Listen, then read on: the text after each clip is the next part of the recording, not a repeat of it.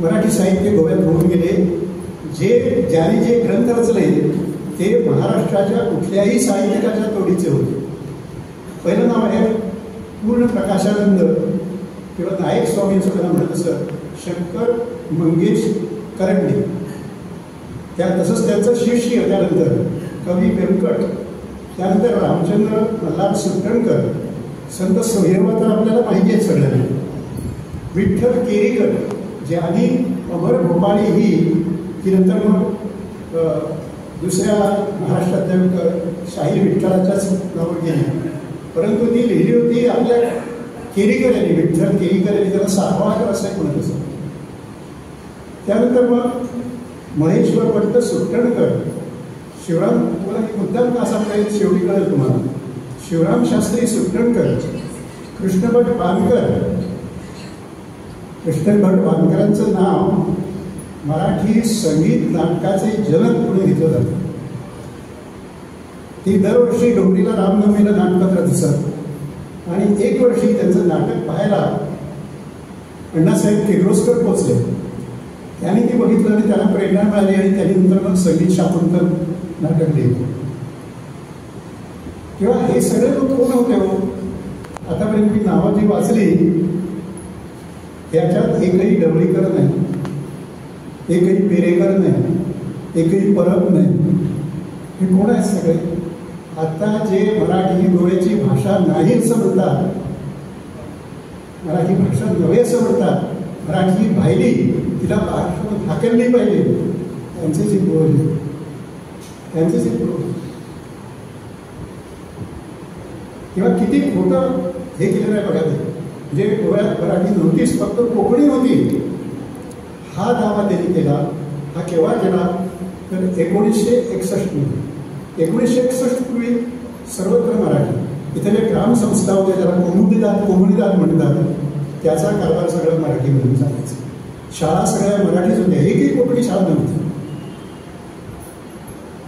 मठ मंदिराचा आता याला सांगितलंच की तेव्हा सर्व 1987 1987 लढाई चालू होती. इथे मराठी पाहिजे म्हणून 75% गोवा रस्त्यावरती उतरलेला.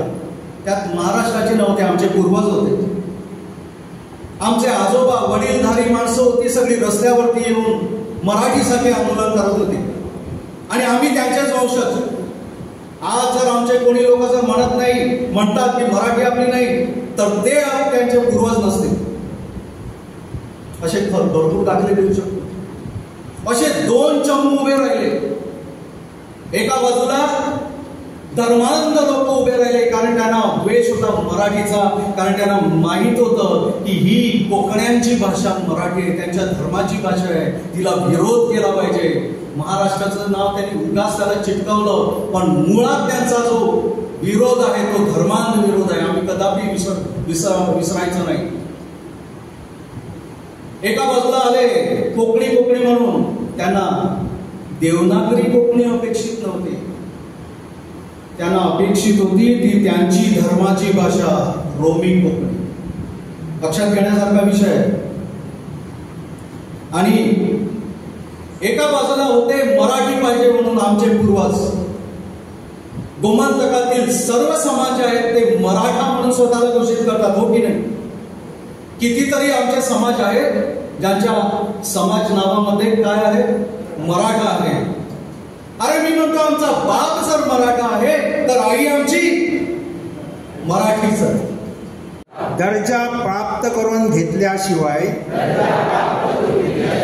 आम्ही स्वस्थ बसणार नाही. अभिजात मराठी गोव्याची राजभाषा झालीच पाहिजे. जय मराठी, जय गोमंत.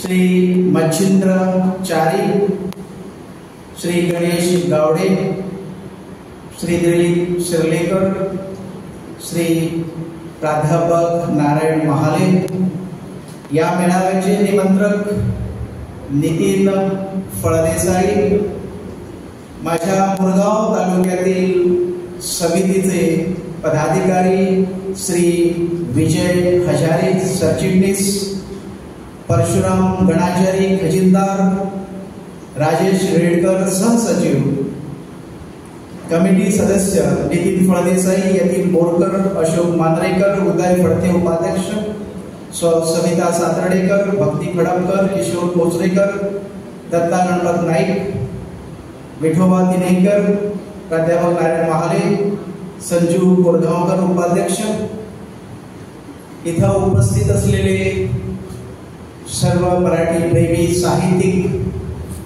शिक्षक, विद्यार्थी, पत्रकार बंधू भगिनी, आपणा सर्वांचं मी मनस्वी स्वागत करतो आणि इथं उपस्थित असलेल्या महिला वर्गाला खास करून मी मातृदिनाच्या हार्दिक शुभेच्छा व्यक्त करतो.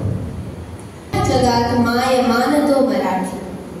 कवी सुरेश भट यांचे सुप्रसिद्ध ओळी तर तुम्ही ऐकलातच असाल, पण महत्वाचा मुद्दा हा की फक्त कानांनी ऐकले आहे की हृदयाच्या तळातून अनुभवले पण आहे.